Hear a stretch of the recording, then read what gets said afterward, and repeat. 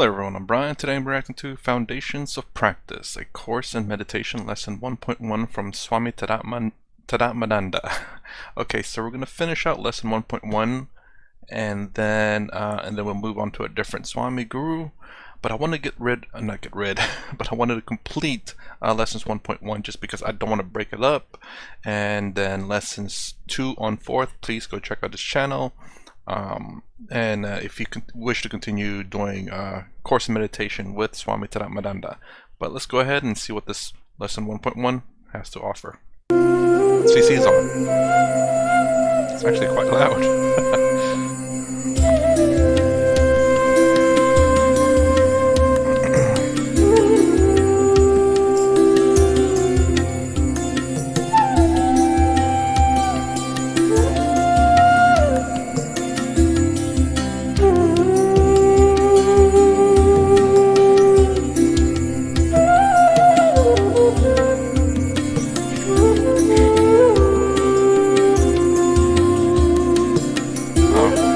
Well, there you go. There's the different chapters.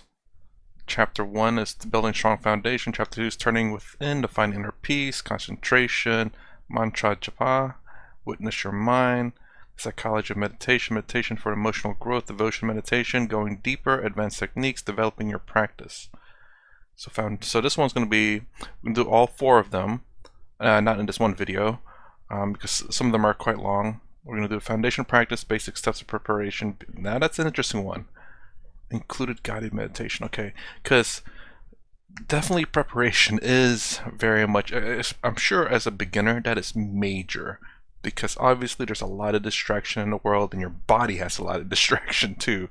And the story that I love so much is what Swami Sarvapriyananda talks about. It's one, I believe he was like some kind of official, and he was going to give a long presentation, so he had to meditate. And he told his wife to send the kids out and told his wife to, to be quiet, please, so he can meditate. And he's like, he goes to meditate. He's like, oh, I'm a little bit thirsty. So he drinks some coffee. He says, it's a little too hot. He turns on the fan. He says, he just so many little distractions. It's kind of funny.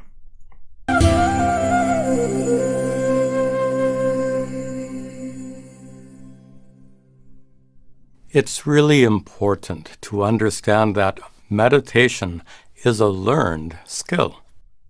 No one is born with a natural aptitude for meditation. It's learned the same way you learn any other skill, whether it's driving a car, speaking a foreign language, or playing a musical instrument. To learn a new skill, 2 things are necessary: proper instruction and a sufficient amount of practice. With the right training and enough practice, you could probably learn to fly an airplane or converse in Chinese. Fortunately, most meditation techniques are much more simple than flying or Chinese language.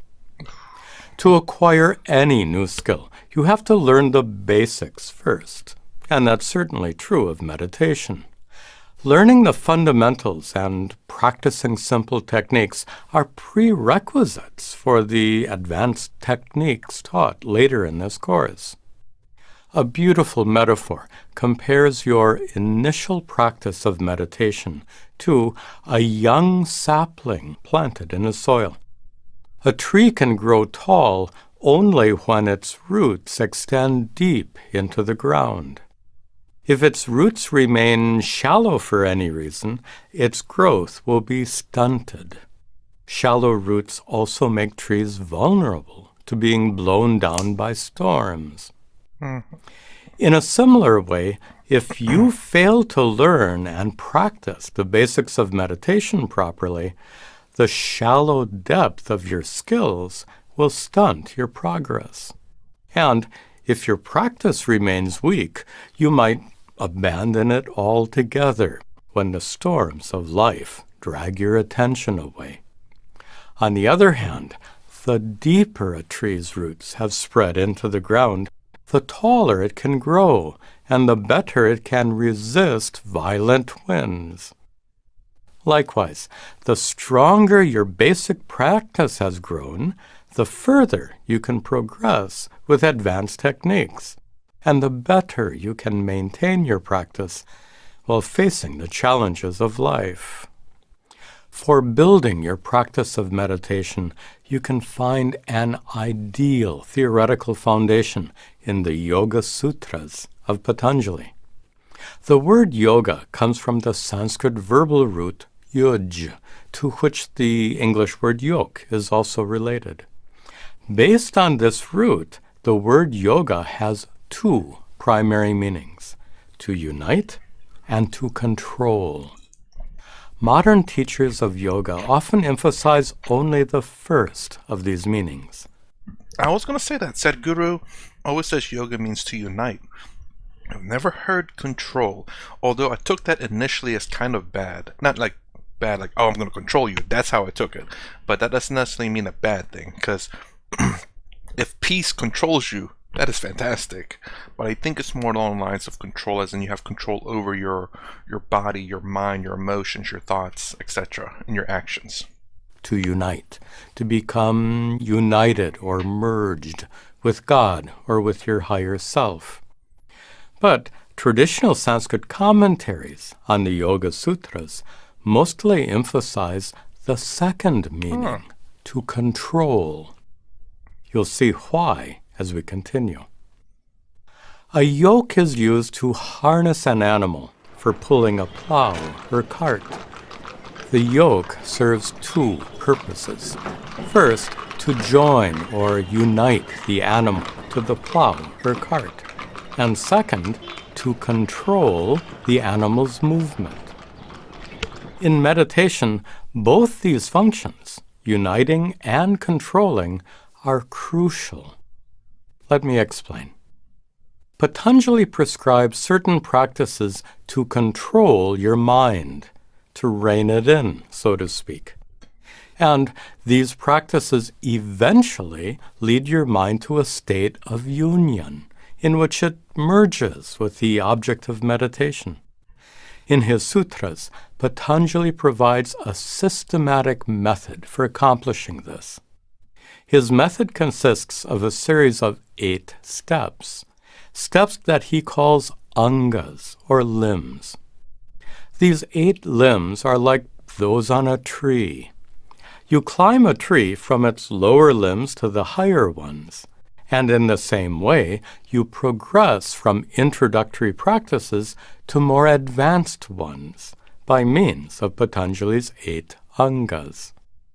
Patanjali defines the 8 as yama, rules that restrain you from committing harmful or immoral actions; niyama, rules that oblige you to live a spiritual lifestyle; asana, posture, sitting properly for meditation; pranayama, control of your breath, breathing exercises; pratyahara, sense withdrawal, turning your attention away from the world; dharana, concentration, narrowly focusing your attention on an object of meditation; dhyana, meditation, the uninterrupted flow of your attention towards that object; and samadhi, complete absorption in the object of meditation.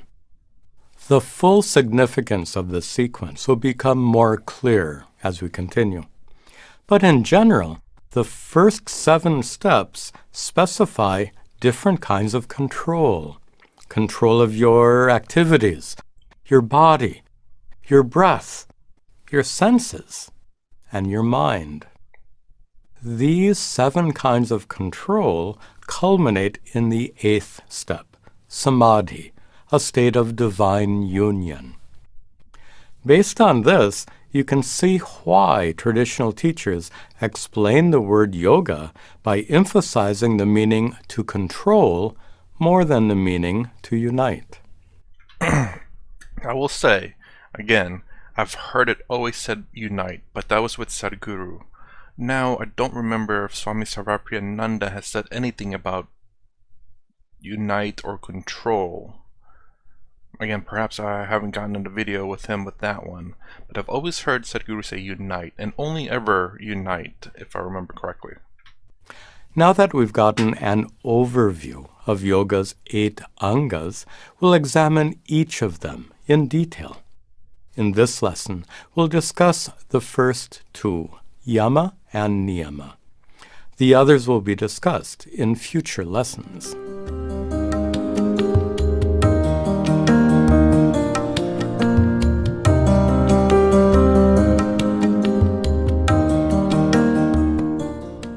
We'll take yama and niyama together, since they're closely related. As we saw, yama means restraint.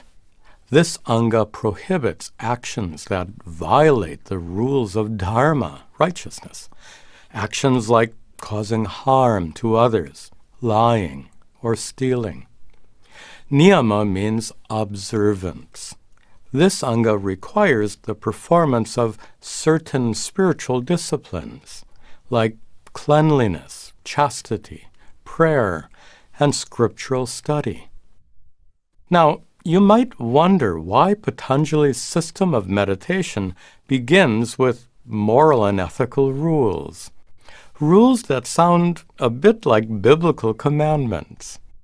What do these yamas and niyamas have to do with meditation? Well, suppose a professional tennis player got into a huge argument with her manager just moments before her final match in a tournament played in front of thousands of spectators. As you know, playing tennis at this professional level requires tremendous concentration. The lingering effects of her earlier argument could quite possibly distract her enough to make her lose the match. Now, imagine sitting down to meditate just after having an argument with someone. How would that affect you? Your thoughts would probably get drawn back to the argument again and again. You can't meditate when your mind is preoccupied or distracted. But such distractions are inevitable whenever you're involved in some kind of strife or conflict. And if you behave in ways that violate the rules of Dharma, strife and conflict will certainly come up in your life.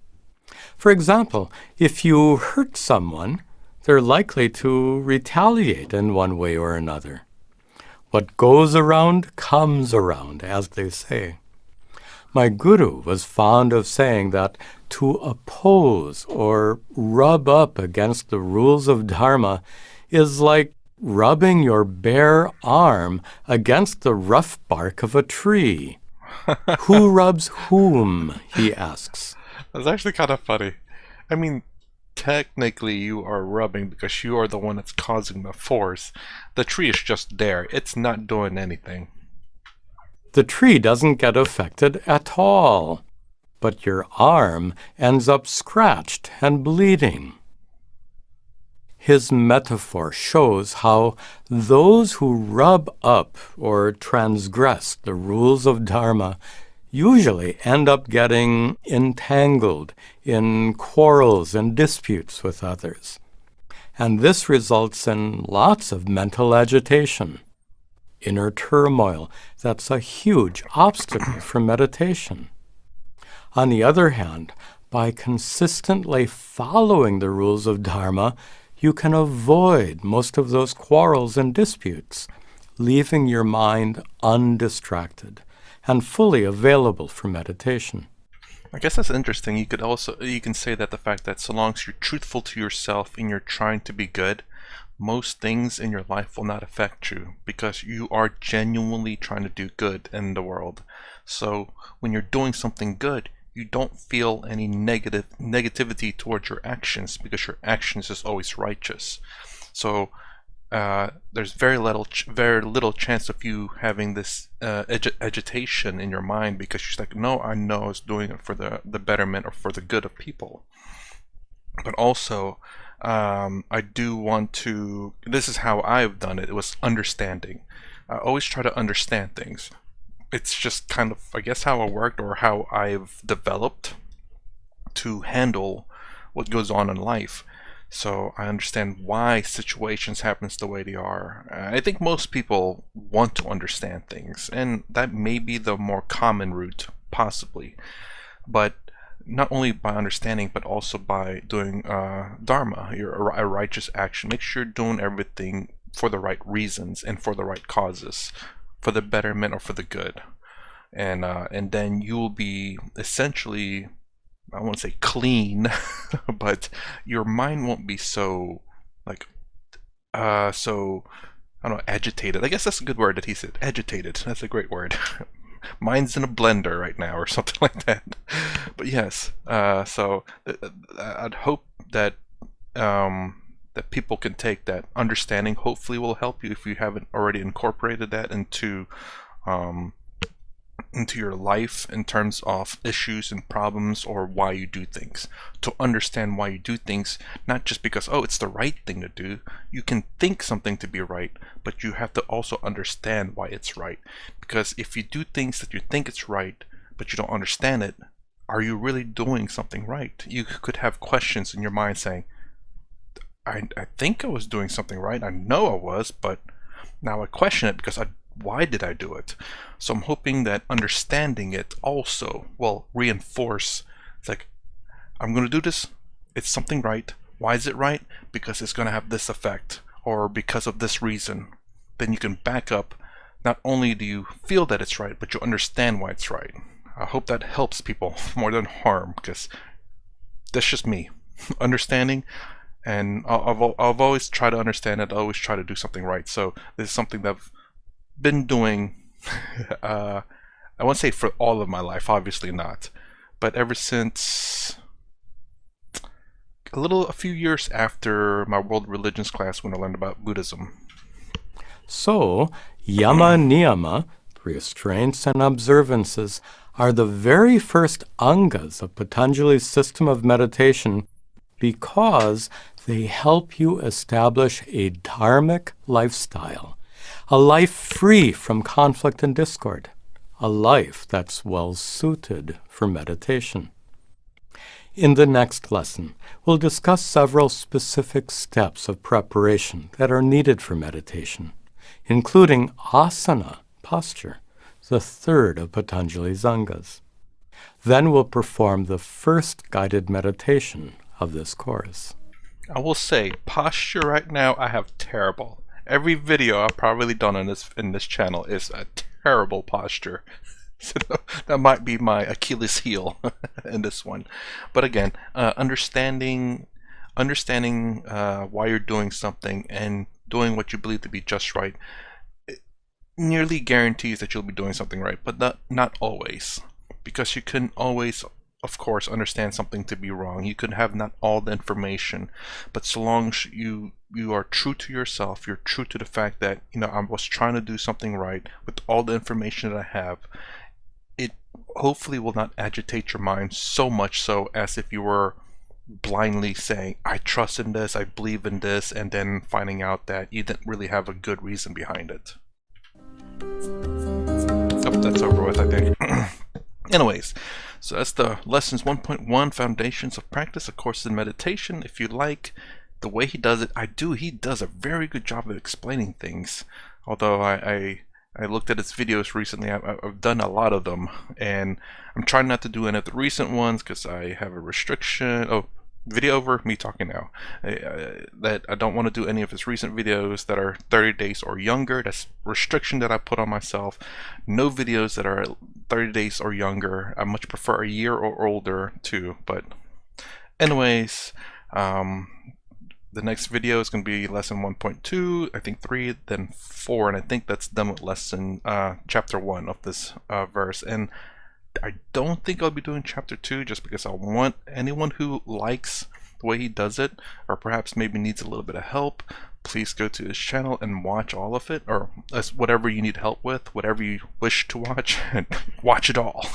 No, just watch whatever you think will help you out. Maybe you need a better understanding on, or maybe a different technique or meditation, different technique or way to do something.